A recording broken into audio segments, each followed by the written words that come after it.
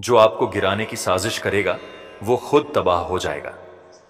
आपको ऐसा महसूस होता है कि कोई हमेशा आपका बुरा सोचता है, जैसे किसी ने आपके खिलाफ तंत्र मंत्र या जादू टोना कर दिया हो। विशेषकर पूर्णिमा के समय, जब घर में अचानक झगड़े बढ़ जाते हैं, पैसों की दिक्कत होने लगती है, कुछ ना कुछ अशुभ घटनाएं घटती हैं, घर के बड़े बुजुर्ग बीमार पड़ जाते हैं और पूरा माहौल चिड़चिड़ा हो जाता है। अनाज में बरकत नहीं रहती, धन आता है लेकिन टिकता नहीं, जैसे किसी नकारात्मक शक्ति का प्रभाव हो। लेकिन घबराने की जरूरत नहीं। संकट मोचन हनुमान जी का यह दिव्य मंत्र आपके जीवन में सुरक्षा कवच बनकर हर नकारात्मक ऊर्जा को पल भर में नष्ट कर देगा। हनुमान जी महाराज कलयुग के जागृत देवता हैं। उनकी शक्ति अपरंपार है और उनकी कृपा से कोई भी बुरी शक्ति आपके आसपास टिक नहीं सकती। अगर आप चाहते हैं कि आपकी हर समस्या समाप्त हो जाए, घर में शांति और समृद्धि बनी रहे, तो हनुमान जी के इस महाशक्तिशाली मंत्र का 108 बार जाप करें। जैसे ही आप इस मंत्र का श्रद्धा से उच्चारण करेंगे, आपकी हर परेशानी खत्म हो जाएगी और जो भी शत्रु आपके खिलाफ षड्यंत्र कर रहा है, वह खुद अपने ही जाल में फंस जाएगा। आपकी तरक्की से जलने वाले खुद बर्बाद हो जाएंगे। आप मेहनत करके आगे बढ़ रहे हैं, लेकिन कुछ लोग आपकी सफलता देखकर जल रहे हैं। आस पड़ोस के लोग, रिश्तेदार या जान पहचान के कुछ लोग आपकी तरक्की से ईर्ष्या करते हैं और आपकी खुशियों पर बुरी नजर डाल रहे हैं। प्रिया भक्ति, इस मंत्र को सुबह या शाम एक बार 21 बार जाप अवश्य करें। जो आप सोचोगे वही आपके जीवन में घटित होगा। इतना सर्वशक्तिशाली है हनुमान मंत्र। जब भी आप कोई नया काम शुरू करते हैं, कोई ना कोई रुकावट आ जाती है।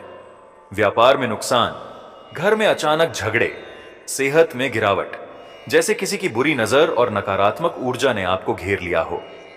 कई बार तो ऐसा लगता है कि कोई गुप्त रूप से तंत्र मंत्र या जादू टोने का सहारा लेकर आपकी तरक्की रोकने की कोशिश कर रहा है। लेकिन घबराने की जरूरत नहीं। संकट मोचन हनुमान जी का दिव्य कवच आपको हर दुष्ट व्यक्ति, हर बुरी नजर और हर नकारात्मक शक्ति से सुरक्षित रखेगा। अगर आप सच में शत्रु बाधा से मुक्ति पाना चाहते हैं और अपने जीवन में शांति, सुख, समृद्धि और सफलता चाहते हैं, तो हनुमान जी के इस महाशक्तिशाली मंत्र का 108 बार जाप करें। यह मंत्र आपकी रक्षा करेगा, आपके शत्रुओं को उनके ही जाल में फंसा देगा और आपके भाग्य को चमकाने में मदद करेगा। हनुमान जी का यह अत्यंत चमत्कारी और प्रभावशाली मंत्र न केवल शत्रु बाधा से मुक्ति दिलाता है, बल्कि सभी ग्रह दोषों को भी शांत करता है और आपकी मनोकामनाओं को शीघ्र पूरा करता है। प्रिय भक्तों, इस मंत्र का पूरे श्रद्धा भाव के साथ मंत्र उच्चारण पाठ को 108 बार पूरा श्रवण करें।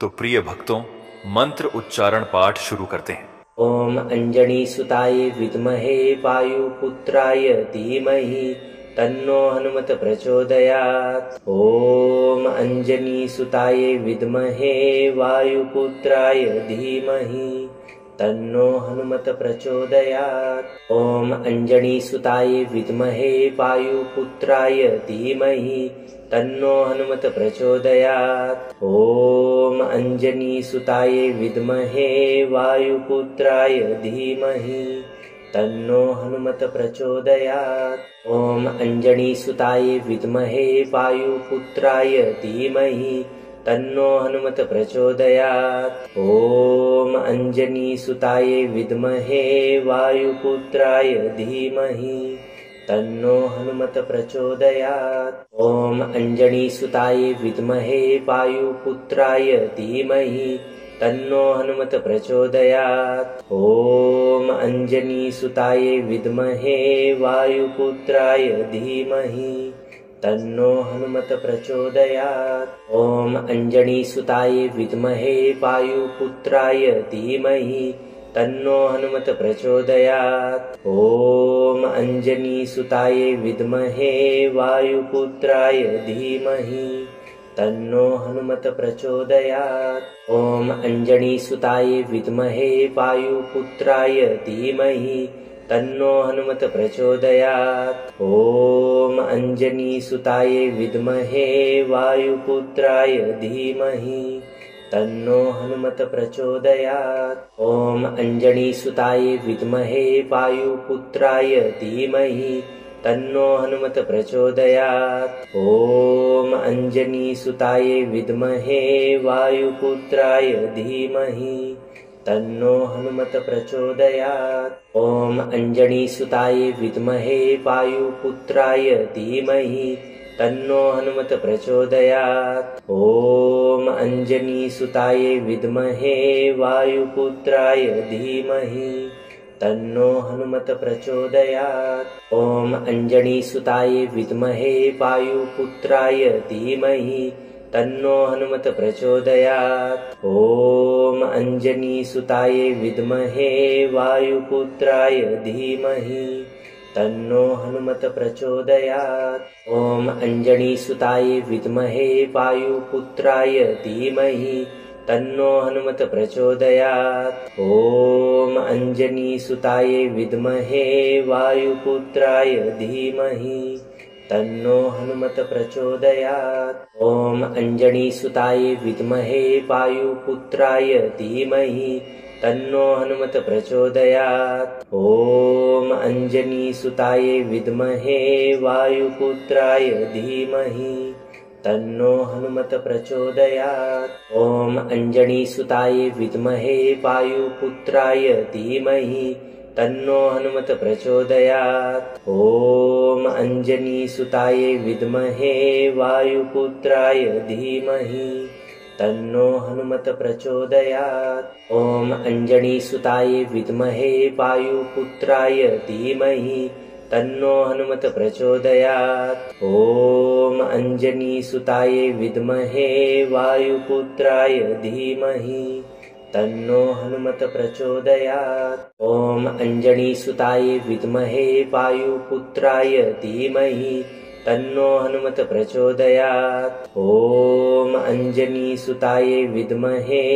वायुपुत्राय धीमहि तन्नो हनुमत प्रचोदयात्। ॐ अञ्जनीसुताय विद्महे वायुपुत्राय धीमहि तन्नो हनुमत प्रचोदयात्। ॐ अञ्जनीसुताय विद्महे वायुपुत्राय धीमहि तन्नो हनुमत प्रचोदयात्। ॐ अञ्जनीसुताय विद्महे वायुपुत्राय धीमहि तन्नो हनुमत प्रचोदयात्। ॐ अञ्जनीसुताय विद्महे वायुपुत्राय धीमहि तन्नो हनुमत प्रचोदयात्। ॐ अञ्जनीसुताय विद्महे वायुपुत्राय धीमहि तन्नो हनुमत प्रचोदयात्। ॐ अञ्जनीसुताय विद्महे वायुपुत्राय धीमहि तन्नो हनुमत प्रचोदयात्। ॐ अञ्जनीसुताय विद्महे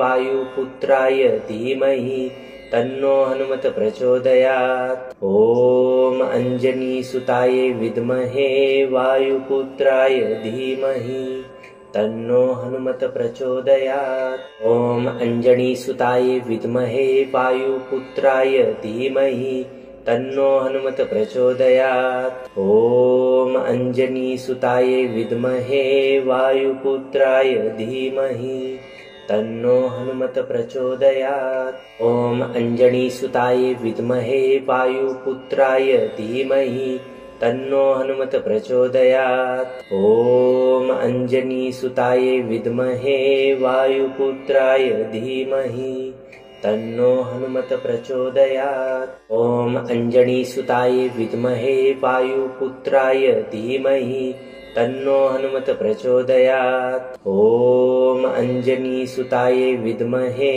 वायुपुत्राय धीमहि तन्नो हनुमत प्रचोदयात्। ॐ अञ्जनीसुताय विद्महे वायुपुत्राय धीमहि तन्नो हनुमत प्रचोदयात्। ॐ अञ्जनीसुताय विद्महे वायुपुत्राय धीमहि तन्नो हनुमत प्रचोदयात्। ॐ अञ्जनीसुताय विद्महे वायुपुत्राय धीमहि तन्नो हनुमत प्रचोदयात्। ॐ अञ्जनीसुताय विद्महे वायुपुत्राय धीमहि तन्नो हनुमत प्रचोदयात्। ॐ अञ्जनीसुताय विद्महे वायुपुत्राय धीमहि तन्नो हनुमत प्रचोदयात्। ॐ अञ्जनीसुताय विद्महे वायुपुत्राय धीमहि तन्नो हनुमत प्रचोदयात्। ॐ अञ्जनीसुताय विद्महे वायुपुत्राय धीमहि तन्नो हनुमत प्रचोदयात्। ॐ अञ्जनीसुताय विद्महे वायुपुत्राय धीमहि तन्नो हनुमत प्रचोदयात्। ॐ अञ्जनीसुताय विद्महे वायुपुत्राय धीमहि तन्नो हनुमत प्रचोदयात्। ॐ अञ्जनीसुताय विद्महे वायुपुत्राय धीमहि तन्नो हनुमत प्रचोदयात्। ॐ अञ्जनीसुताय विद्महे वायुपुत्राय धीमहि तन्नो हनुमत प्रचोदयात्। ॐ अञ्जनीसुताय विद्महे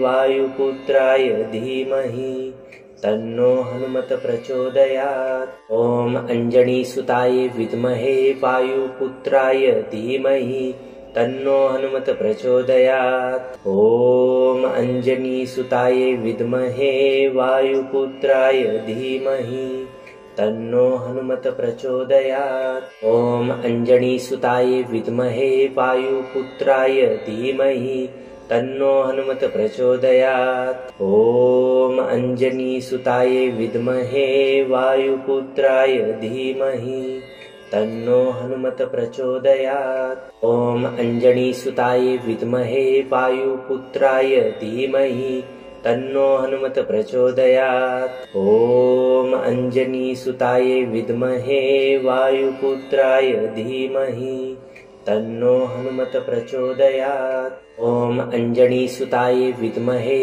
वायुपुत्राय धीमहि तन्नो हनुमत प्रचोदयात्। ॐ अञ्जनीसुताय विद्महे वायुपुत्राय धीमहि तन्नो हनुमत प्रचोदयात्। ॐ अञ्जनीसुताय विद्महे वायुपुत्राय धीमहि तन्नो हनुमत प्रचोदयात्। ॐ अञ्जनीसुताय विद्महे वायुपुत्राय धीमहि तन्नो हनुमत प्रचोदयात्। ॐ अञ्जनीसुताय विद्महे वायुपुत्राय धीमहि तन्नो हनुमत प्रचोदयात्। ॐ अञ्जनीसुताय विद्महे वायुपुत्राय धीमहि तन्नो हनुमत प्रचोदयात्। ॐ अञ्जनीसुताय विद्महे वायुपुत्राय धीमहि तन्नो हनुमत प्रचोदयात्। ॐ अञ्जनीसुताय विद्महे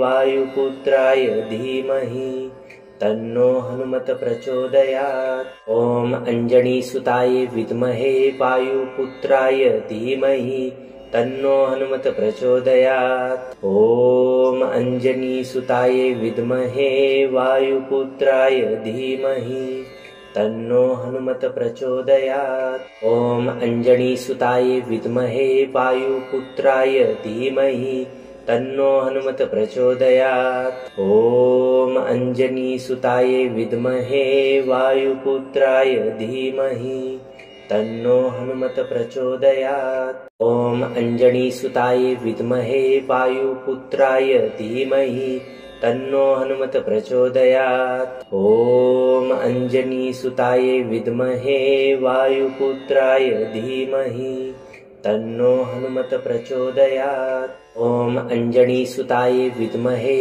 वायुपुत्राय धीमहि तन्नो हनुमत प्रचोदयात्। ॐ अञ्जनीसुताय विद्महे वायुपुत्राय धीमहि तन्नो हनुमत प्रचोदयात्। ॐ अञ्जनीसुताय विद्महे वायुपुत्राय धीमहि तन्नो हनुमत प्रचोदयात्। ॐ अञ्जनीसुताय विद्महे वायुपुत्राय धीमहि तन्नो हनुमत प्रचोदयात्। ॐ अञ्जनीसुताय विद्महे वायुपुत्राय धीमहि तन्नो हनुमत प्रचोदयात्। ॐ अञ्जनीसुताय विद्महे वायुपुत्राय धीमहि तन्नो हनुमत प्रचोदयात्। ॐ अञ्जनीसुताय विद्महे वायुपुत्राय धीमहि तन्नो हनुमत प्रचोदयात्। ॐ अंजनीसुताय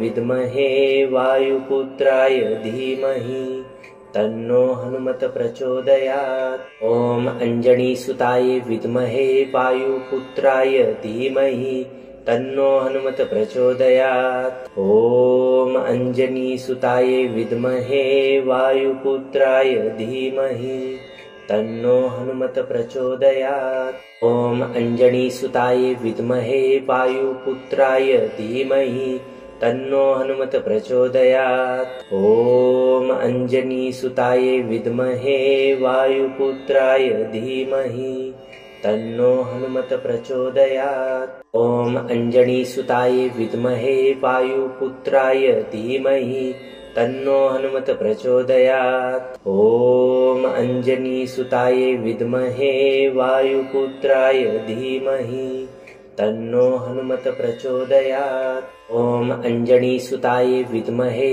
वायुपुत्राय धीमहि तन्नो हनुमत प्रचोदयात्। ॐ अंजनीसुताय विद्महे वायुपुत्राय धीमहि तन्नो हनुमत प्रचोदयात्। ॐ अंजनीसुताय विद्महे वायुपुत्राय धीमहि तन्नो हनुमत प्रचोदयात्। ॐ अंजनीसुताय विद्महे वायुपुत्राय धीमहि तन्नो हनुमत प्रचोदयात्। ॐ अंजनीसुताय विद्महे वायुपुत्राय धीमहि तन्नो हनुमत प्रचोदयात्। ॐ अंजनीसुताय विद्महे वायुपुत्राय धीमहि तन्नो हनुमत प्रचोदयात्। ॐ अंजनीसुताय विद्महे वायुपुत्राय धीमहि तन्नो हनुमत प्रचोदयात्। ॐ अंजनीसुताय विद्महे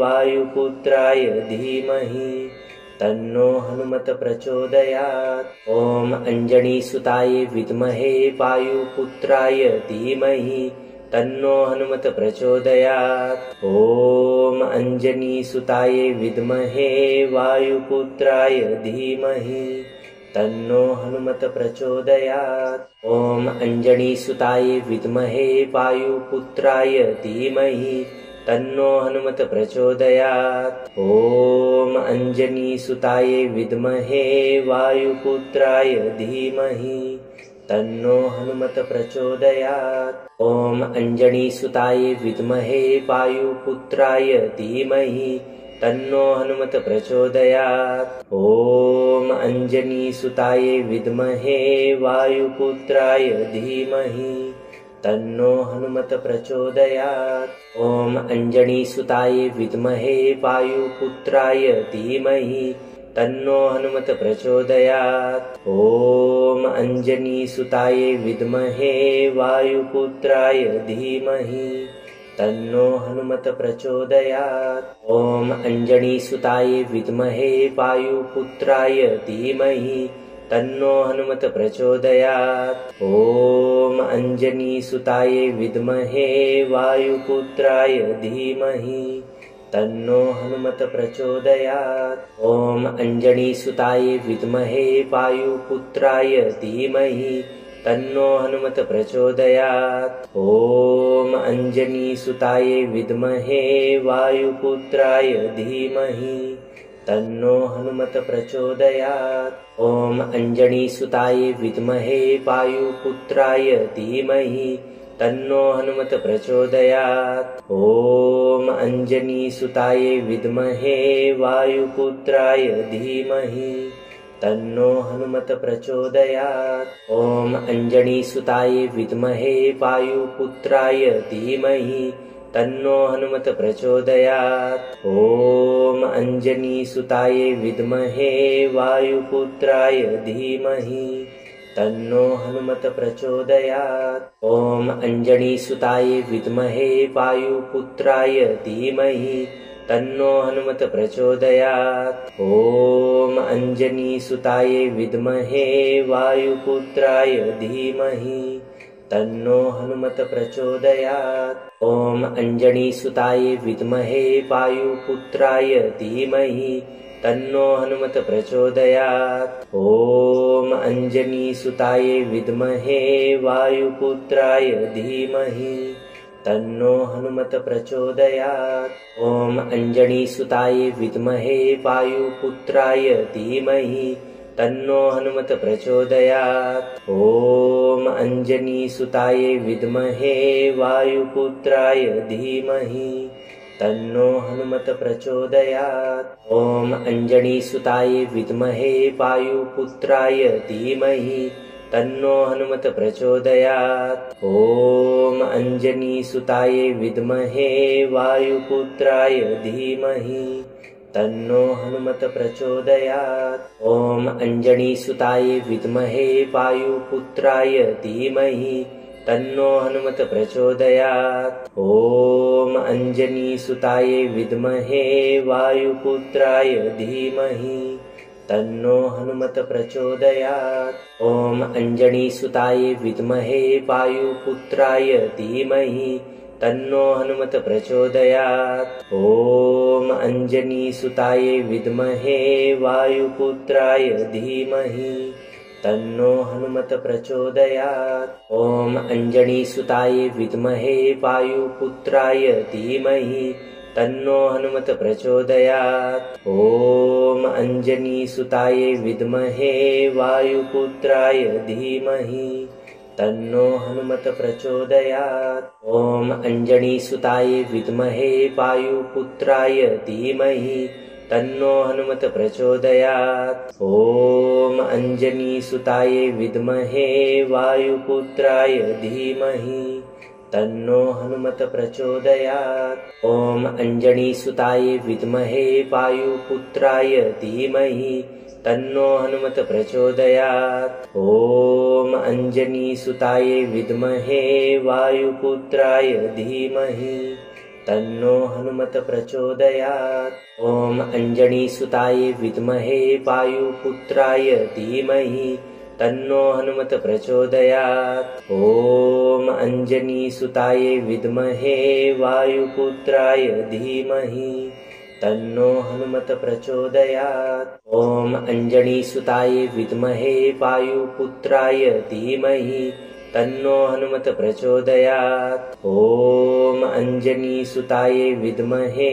वायुपुत्राय धीमहि तन्नो हनुमत प्रचोदयात्। ॐ अञ्जनीसुताय विद्महे वायुपुत्राय धीमहि तन्नो हनुमत प्रचोदयात्। ॐ अञ्जनीसुताय विद्महे वायुपुत्राय धीमहि तन्नो हनुमत प्रचोदयात्। ॐ अञ्जनीसुताय विद्महे वायुपुत्राय धीमहि तन्नो हनुमत प्रचोदयात्। ॐ अञ्जनीसुताय विद्महे वायुपुत्राय धीमहि तन्नो हनुमत प्रचोदयात्। ॐ अञ्जनीसुताय विद्महे वायुपुत्राय धीमहि तन्नो हनुमत प्रचोदयात्। ॐ अञ्जनीसुताय विद्महे वायुपुत्राय धीमहि तन्नो हनुमत प्रचोदयात्। ॐ अञ्जनीसुताय विद्महे वायुपुत्राय धीमहि तन्नो हनुमत प्रचोदयात्। ॐ अञ्जनीसुताय विद्महे वायुपुत्राय धीमहि तन्नो हनुमत प्रचोदयात्। ॐ अञ्जनीसुताय विद्महे वायुपुत्राय धीमहि तन्नो हनुमत प्रचोदयात्। ॐ अञ्जनीसुताय विद्महे वायुपुत्राय धीमहि तन्नो हनुमत प्रचोदयात्। ॐ अञ्जनीसुताय विद्महे वायुपुत्राय धीमहि तन्नो हनुमत प्रचोदयात्। ॐ अञ्जनीसुताय विद्महे वायुपुत्राय धीमहि तन्नो हनुमत प्रचोदयात्। ॐ अञ्जनीसुताय विद्महे वायुपुत्राय धीमहि तन्नो हनुमत प्रचोदयात्। ॐ अञ्जनीसुताय विद्महे वायुपुत्राय धीमहि तन्नो हनुमत प्रचोदयात्। ॐ अञ्जनीसुताय विद्महे वायुपुत्राय धीमहि तन्नो हनुमत प्रचोदयात्। ॐ अञ्जनीसुताय विद्महे वायुपुत्राय धीमहि तन्नो हनुमत प्रचोदयात्। ॐ अञ्जनीसुताय विद्महे वायुपुत्राय धीमहि तन्नो हनुमत प्रचोदयात्। ॐ अञ्जनीसुताय विद्महे वायुपुत्राय धीमहि तन्नो हनुमत प्रचोदयात्। ॐ अञ्जनीसुताय विद्महे वायुपुत्राय धीमहि तन्नो हनुमत प्रचोदयात्। ॐ अञ्जनीसुताय विद्महे वायुपुत्राय धीमहि तन्नो हनुमत प्रचोदयात्। ॐ अञ्जनीसुताय विद्महे वायुपुत्राय धीमहि तन्नो हनुमत प्रचोदयात्। ॐ अञ्जनीसुताय विद्महे वायुपुत्राय धीमहि तन्नो हनुमत प्रचोदयात्। ॐ अञ्जनीसुताय विद्महे वायुपुत्राय धीमहि तन्नो हनुमत प्रचोदयात्। ॐ अञ्जनीसुताय विद्महे वायुपुत्राय धीमहि तन्नो हनुमत प्रचोदयात्। ॐ अञ्जनीसुताय विद्महे वायुपुत्राय धीमहि तन्नो हनुमत प्रचोदयात्। ॐ अञ्जनीसुताय विद्महे वायुपुत्राय धीमहि तन्नो हनुमत प्रचोदयात्। ॐ अञ्जनीसुताय विद्महे वायुपुत्राय धीमहि तन्नो हनुमत प्रचोदयात्। ॐ अञ्जनीसुताय विद्महे वायुपुत्राय धीमहि तन्नो हनुमत प्रचोदयात्। ॐ अञ्जनीसुताय विद्महे वायुपुत्राय धीमहि तन्नो हनुमत प्रचोदयात्। ॐ अञ्जनीसुताय विद्महे वायुपुत्राय धीमहि तन्नो हनुमत प्रचोदयात्। ॐ अञ्जनीसुताय विद्महे वायुपुत्राय धीमहि तन्नो हनुमत प्रचोदयात्। ॐ अञ्जनीसुताय विद्महे वायुपुत्राय धीमहि तन्नो हनुमत प्रचोदयात्। ॐ अञ्जनीसुताय विद्महे वायुपुत्राय धीमहि तन्नो हनुमत प्रचोदयात्। ॐ अञ्जनीसुताय विद्महे वायुपुत्राय धीमहि तन्नो हनुमत प्रचोदयात्।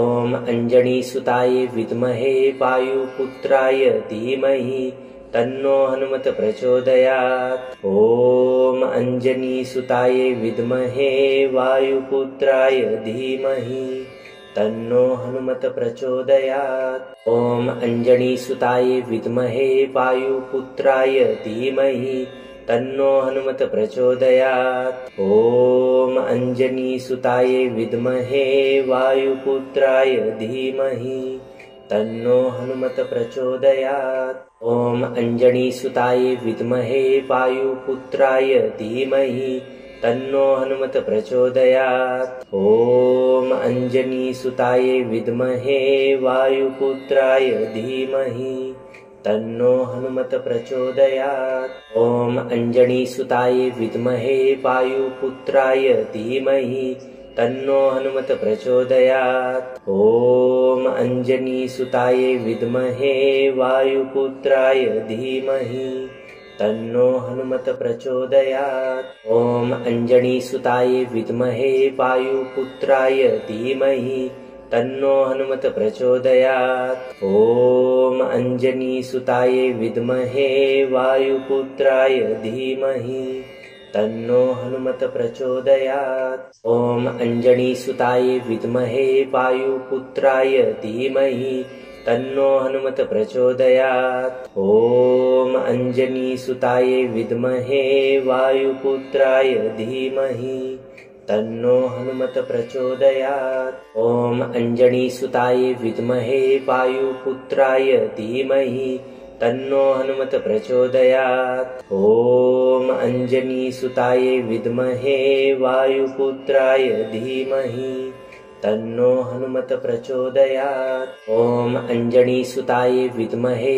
वायुपुत्राय धीमहि तन्नो हनुमत प्रचोदयात्। ॐ अञ्जनीसुताय विद्महे वायुपुत्राय धीमहि तन्नो हनुमत प्रचोदयात्। ॐ अञ्जनीसुताय विद्महे वायुपुत्राय धीमहि तन्नो हनुमत प्रचोदयात्। ॐ अञ्जनीसुताय विद्महे वायुपुत्राय धीमहि तन्नो हनुमत प्रचोदयात्। ॐ अञ्जनीसुताय विद्महे वायुपुत्राय धीमहि तन्नो हनुमत प्रचोदयात्। ॐ अञ्जनीसुताय विद्महे वायुपुत्राय धीमहि तन्नो हनुमत प्रचोदयात्। ॐ अञ्जनीसुताय विद्महे वायुपुत्राय धीमहि तन्नो हनुमत प्रचोदयात्। ॐ अञ्जनीसुताय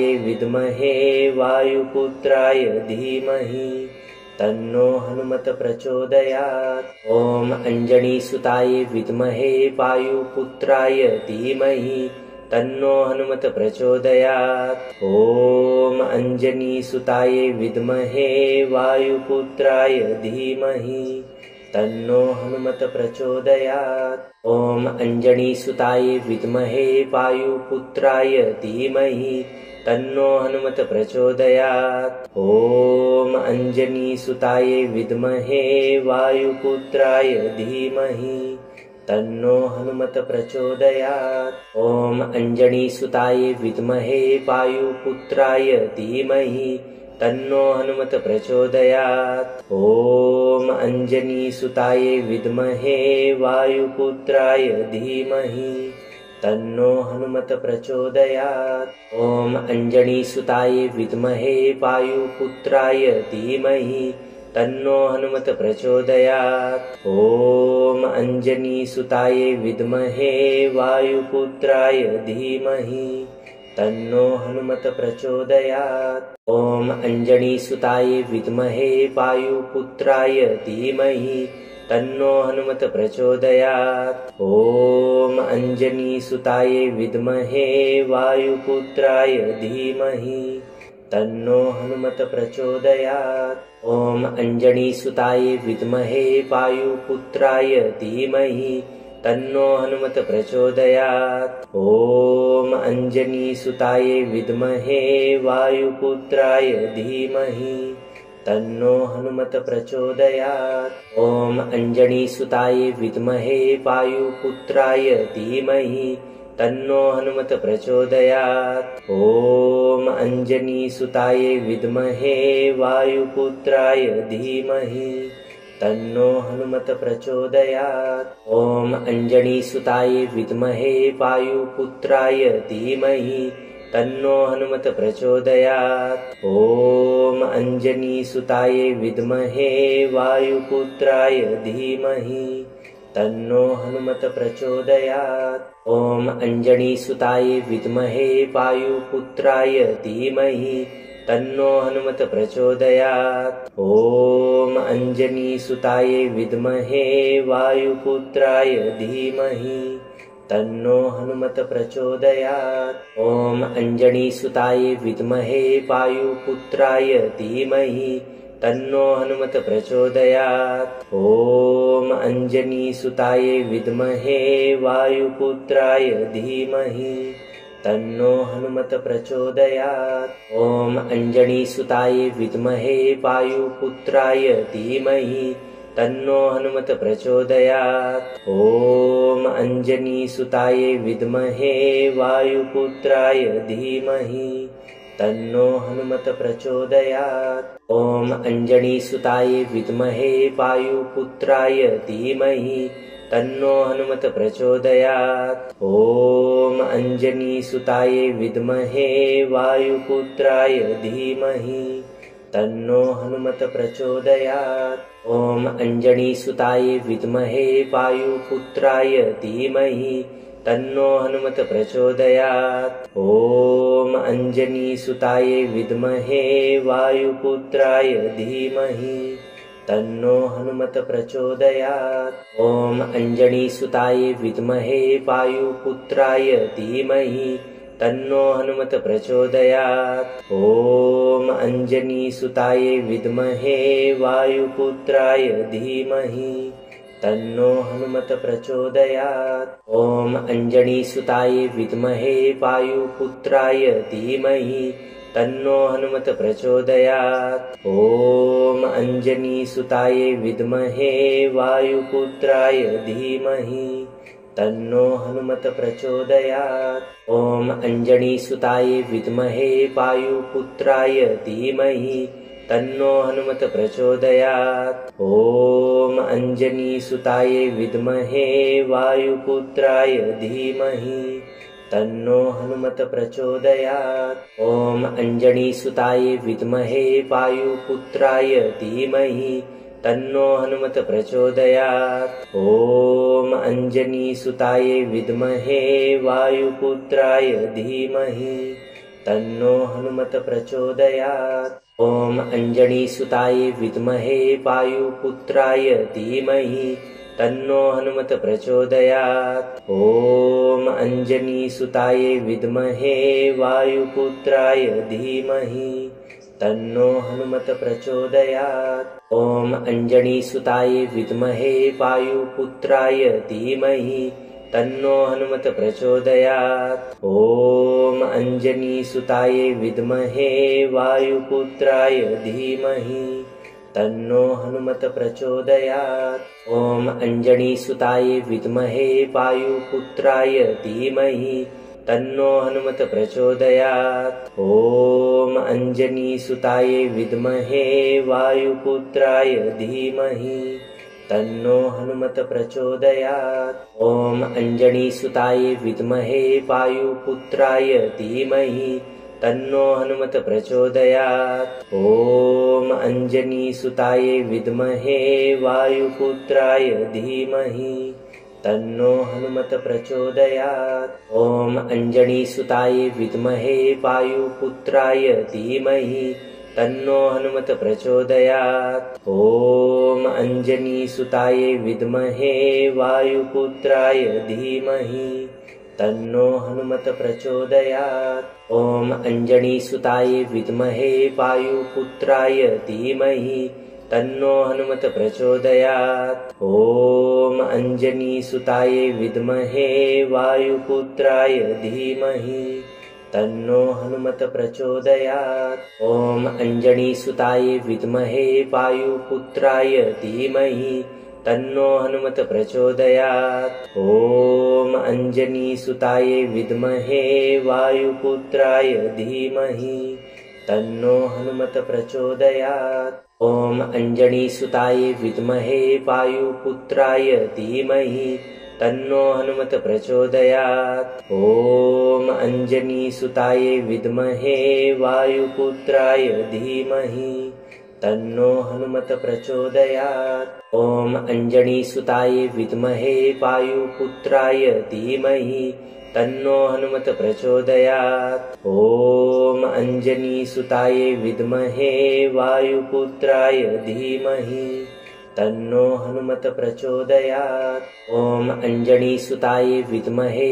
वायुपुत्राय धीमहि तन्नो हनुमत प्रचोदयात्। ॐ अंजनीसुताय विद्महे वायुपुत्राय धीमहि तन्नो हनुमत प्रचोदयात्। ॐ अंजनीसुताय विद्महे वायुपुत्राय धीमहि तन्नो हनुमत प्रचोदयात्। ॐ अंजनीसुताय विद्महे वायुपुत्राय धीमहि तन्नो हनुमत प्रचोदयात्। ॐ अंजनीसुताय विद्महे वायुपुत्राय धीमहि तन्नो हनुमत प्रचोदयात्। ॐ अंजनीसुताय विद्महे वायुपुत्राय धीमहि तन्नो हनुमत प्रचोदयात्। ॐ अंजनीसुताय विद्महे वायुपुत्राय धीमहि तन्नो हनुमत प्रचोदयात्। ॐ अंजनीसुताय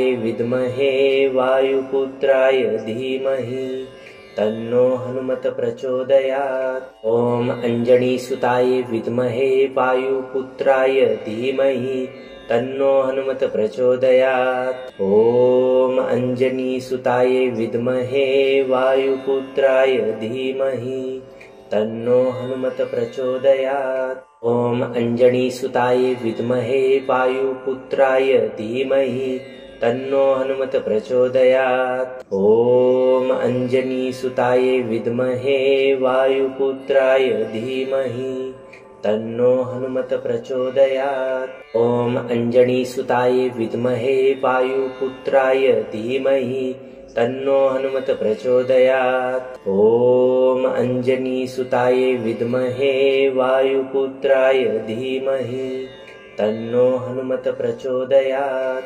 ॐ अंजनीसुताय विद्महे वायुपुत्राय धीमहि तन्नो हनुमत प्रचोदयात्। ॐ अंजनीसुताय विद्महे वायुपुत्राय धीमहि तन्नो हनुमत प्रचोदयात्। ॐ अंजनीसुताय विद्महे वायुपुत्राय धीमहि तन्नो हनुमत प्रचोदयात्। ॐ अंजनीसुताय विद्महे वायुपुत्राय धीमहि तन्नो हनुमत प्रचोदयात्। ॐ अंजनीसुताय विद्महे वायुपुत्राय धीमहि तन्नो हनुमत प्रचोदयात्। ॐ अंजनीसुताय विद्महे वायुपुत्राय धीमहि तन्नो हनुमत प्रचोदयात्। ॐ अंजनीसुताय विद्महे वायुपुत्राय धीमहि तन्नो हनुमत प्रचोदयात्। ॐ अंजनीसुताय विद्महे वायुपुत्राय धीमहि तन्नो हनुमत प्रचोदयात्। ॐ अंजनीसुताय विद्महे वायुपुत्राय धीमहि तन्नो हनुमत प्रचोदयात्। ॐ अंजनीसुताय विद्महे वायुपुत्राय धीमहि तन्नो हनुमत प्रचोदयात्। ॐ अंजनीसुताय विद्महे वायुपुत्राय धीमहि तन्नो हनुमत प्रचोदयात्। ॐ अंजनीसुताय विद्महे वायुपुत्राय धीमहि तन्नो हनुमत प्रचोदयात्। ॐ अंजनीसुताय विद्महे वायुपुत्राय धीमहि तन्नो हनुमत प्रचोदयात्। ॐ अंजनीसुताय विद्महे वायुपुत्राय धीमहि तन्नो हनुमत प्रचोदयात्। ॐ अंजनीसुताय विद्महे वायुपुत्राय धीमहि तन्नो हनुमत प्रचोदयात्। ॐ अंजनीसुताय विद्महे वायुपुत्राय धीमहि तन्नो हनुमत प्रचोदयात्। ॐ अंजनीसुताय विद्महे वायुपुत्राय धीमहि तन्नो हनुमत प्रचोदयात्। ॐ अंजनीसुताय विद्महे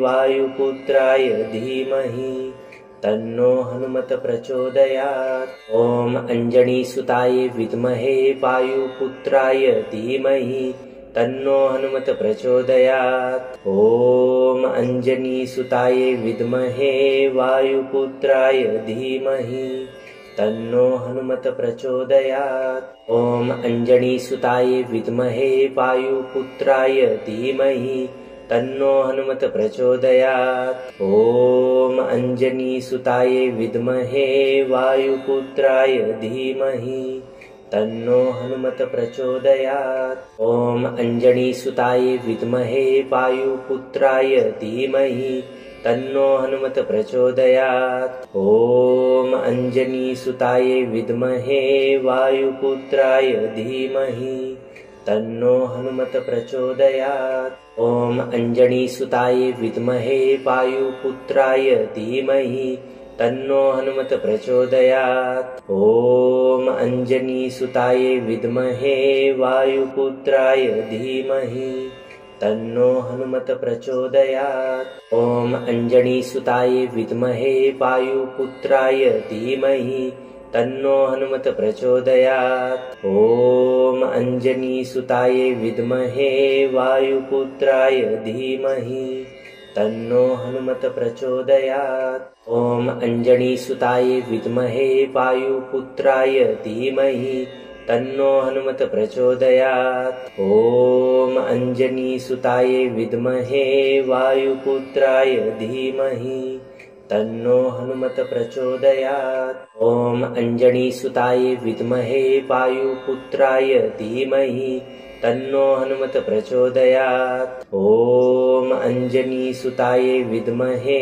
वायुपुत्राय धीमहि तन्नो हनुमत प्रचोदयात्। ॐ अञ्जनीसुताय विद्महे वायुपुत्राय धीमहि तन्नो हनुमत प्रचोदयात्। ॐ अञ्जनीसुताय विद्महे वायुपुत्राय धीमहि तन्नो हनुमत प्रचोदयात्। ॐ अञ्जनीसुताय विद्महे वायुपुत्राय धीमहि तन्नो हनुमत प्रचोदयात्। ॐ अञ्जनीसुताय विद्महे वायुपुत्राय धीमहि तन्नो हनुमत प्रचोदयात्। ॐ अञ्जनीसुताय विद्महे वायुपुत्राय धीमहि तन्नो हनुमत प्रचोदयात्। ॐ अञ्जनीसुताय विद्महे वायुपुत्राय धीमहि तन्नो हनुमत प्रचोदयात्। ॐ अञ्जनीसुताय विद्महे वायुपुत्राय धीमहि तन्नो हनुमत प्रचोदयात्। ॐ अञ्जनीसुताय विद्महे वायुपुत्राय धीमहि तन्नो हनुमत प्रचोदयात्। ॐ अञ्जनीसुताय विद्महे वायुपुत्राय धीमहि तन्नो हनुमत प्रचोदयात्। ॐ अञ्जनीसुताय विद्महे वायुपुत्राय धीमहि तन्नो हनुमत प्रचोदयात्। ॐ अञ्जनीसुताय विद्महे वायुपुत्राय धीमहि तन्नो हनुमत प्रचोदयात्। ॐ अञ्जनीसुताय विद्महे वायुपुत्राय धीमहि तन्नो हनुमत प्रचोदयात्। ॐ अञ्जनीसुताय विद्महे वायुपुत्राय धीमहि तन्नो हनुमत प्रचोदयात्। ॐ अञ्जनीसुताय विद्महे वायुपुत्राय धीमहि तन्नो हनुमत प्रचोदयात्। ॐ अञ्जनीसुताय विद्महे वायुपुत्राय धीमहि तन्नो हनुमत प्रचोदयात्। ॐ अञ्जनीसुताय विद्महे वायुपुत्राय धीमहि तन्नो हनुमत प्रचोदयात्। ॐ अञ्जनीसुताय विद्महे वायुपुत्राय धीमहि तन्नो हनुमत प्रचोदयात्। ॐ अञ्जनीसुताय विद्महे वायुपुत्राय धीमहि तन्नो हनुमत प्रचोदयात्। ॐ अञ्जनीसुताय विद्महे वायुपुत्राय धीमहि तन्नो हनुमत प्रचोदयात्। ॐ अञ्जनीसुताय विद्महे वायुपुत्राय धीमहि तन्नो हनुमत प्रचोदयात्। ॐ अञ्जनीसुताय विद्महे वायुपुत्राय धीमहि तन्नो हनुमत प्रचोदयात्। ॐ अञ्जनीसुताय विद्महे वायुपुत्राय धीमहि तन्नो हनुमत प्रचोदयात्। ॐ अञ्जनीसुताय विद्महे वायुपुत्राय धीमहि तन्नो हनुमत प्रचोदयात्। ॐ अञ्जनीसुताय विद्महे वायुपुत्राय धीमहि तन्नो हनुमत प्रचोदयात्। ॐ अञ्जनीसुताय विद्महे वायुपुत्राय धीमहि तन्नो हनुमत प्रचोदयात्। ॐ अञ्जनीसुताय विद्महे वायुपुत्राय धीमहि तन्नो हनुमत प्रचोदयात्। ॐ अञ्जनीसुताय विद्महे वायुपुत्राय धीमहि तन्नो हनुमत प्रचोदयात्। ॐ अञ्जनीसुताय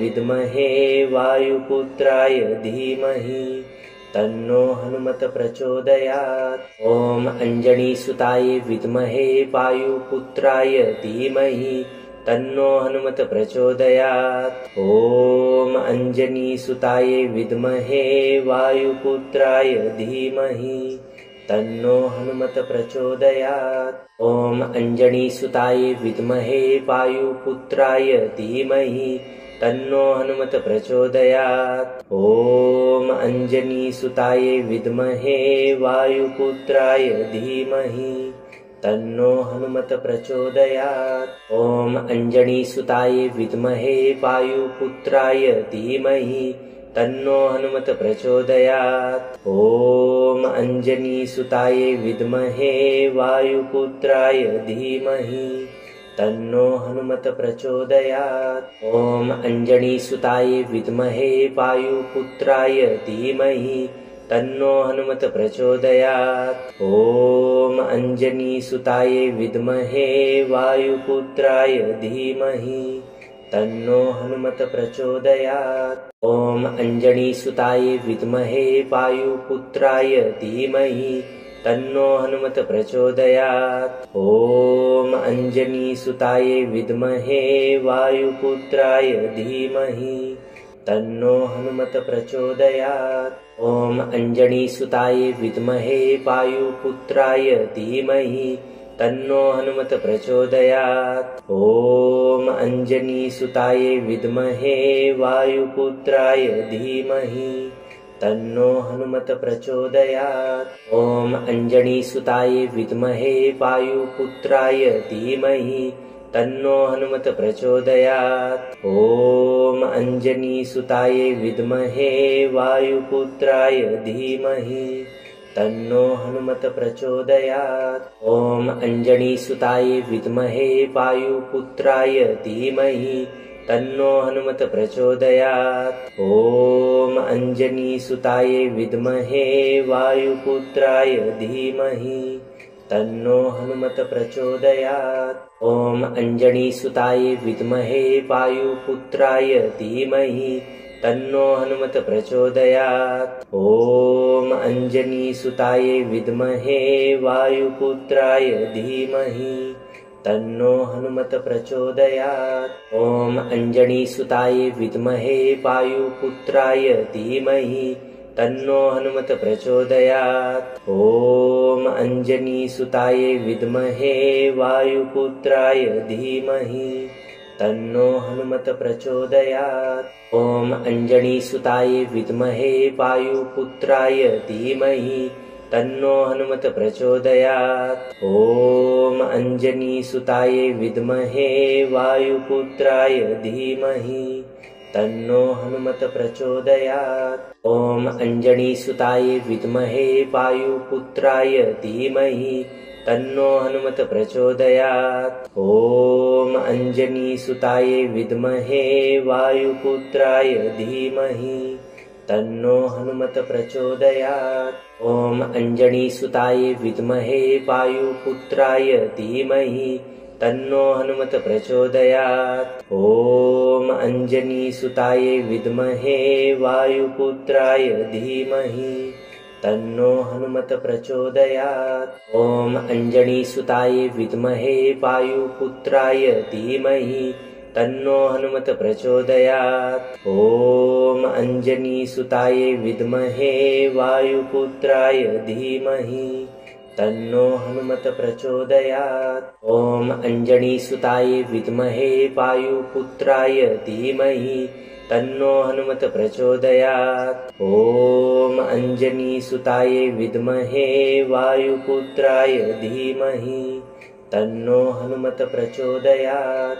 ॐ अंजनीसुताय विद्महे वायुपुत्राय धीमहि तन्नो हनुमत प्रचोदयात्। ॐ अंजनीसुताय विद्महे वायुपुत्राय धीमहि तन्नो हनुमत प्रचोदयात्। ॐ अंजनीसुताय विद्महे वायुपुत्राय धीमहि तन्नो हनुमत प्रचोदयात्। ॐ अंजनीसुताय विद्महे वायुपुत्राय धीमहि तन्नो हनुमत प्रचोदयात्। ॐ अंजनीसुताय विद्महे वायुपुत्राय धीमहि तन्नो हनुमत प्रचोदयात्। ॐ अंजनीसुताय विद्महे वायुपुत्राय धीमहि तन्नो हनुमत प्रचोदयात्। ॐ अंजनीसुताय विद्महे वायुपुत्राय धीमहि तन्नो हनुमत प्रचोदयात्। ॐ अंजनीसुताय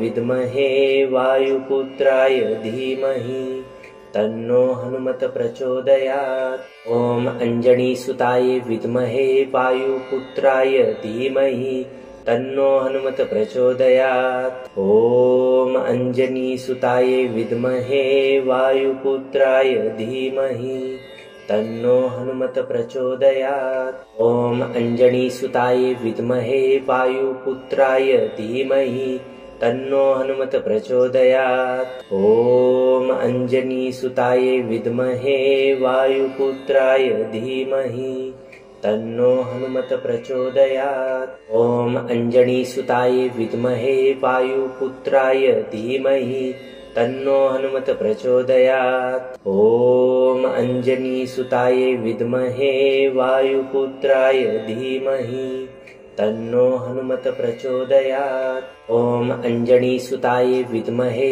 वायुपुत्राय धीमहि तन्नो हनुमत प्रचोदयात्। ॐ अंजनीसुताय विद्महे वायुपुत्राय धीमहि तन्नो हनुमत प्रचोदयात्। ॐ अंजनीसुताय विद्महे वायुपुत्राय धीमहि तन्नो हनुमत प्रचोदयात्। ॐ अंजनीसुताय विद्महे वायुपुत्राय धीमहि तन्नो हनुमत प्रचोदयात्। ॐ अंजनीसुताय विद्महे वायुपुत्राय धीमहि तन्नो हनुमत प्रचोदयात्। ॐ अंजनीसुताय विद्महे वायुपुत्राय धीमहि तन्नो हनुमत प्रचोदयात्। ॐ अंजनीसुताय विद्महे वायुपुत्राय धीमहि तन्नो हनुमत प्रचोदयात्। ॐ अंजनीसुताय विद्महे